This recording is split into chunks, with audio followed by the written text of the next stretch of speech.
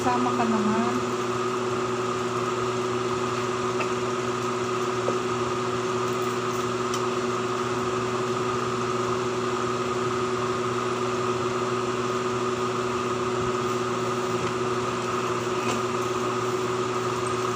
Okay.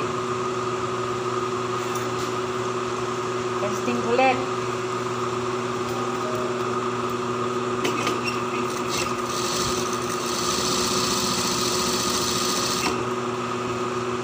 Huwag lang siya sumabit. Okay. Yun o. So, ang kailangan natin ay 4 inches na waistband and the waistband patigas, inner lining, pilon or waistband, yung roll. Okay. Lahat tayo pare-parehas ng binigay na tela just for sample kung paano i-attach ang ating pilon. Okay? So, eto siya. Paano ang pag-attach doon sa labas? Labas. Ha? Labas. Hindi sa loob. Labas. Ganyan, no? Sa labas, idudugtong. May allowance lang. Ilan ang measurement to 1/4? 1/4 lang. Sa totoo, depende sa laki ng iyong tela. Pero, more or less, 1/2. Doon ka sa gitna ng 1/2 magpapasada. All the way down, ikakapit natin. Ganyan. Depende sa gaan ng inyong kamay ang itsura ng inyong waistband. Halimbawa, hinahatak mo itong puti.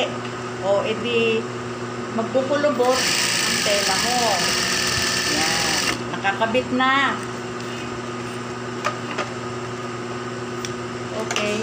Waistband measurement plus 2 1/2 allowance for the hook and eye ang ating haba. Ha? Iba't iba kayo ng waistline measurement. So, iba't iba rin kayo ng haba. Okay, nailagay na natin yung pilon. Ngayon, ibabalot natin ng puti. Balot. And then, reverse. Yan. Kailangan fit na fit. Magkabila. And then, ay close natin end to end with backing. O yung kabila din, ganon. Balot para hindi lumabas yung puti, ha. Mali pagka hindi binalot. Then reverse and tahiin yung dulo with backings. Backing. Yan. Tapos i-reverse na natin, baligtad na natin para babaw ang kanyang right side. Yan, right side na. Right side. Yan. Gagandahin natin yung sulok para cute.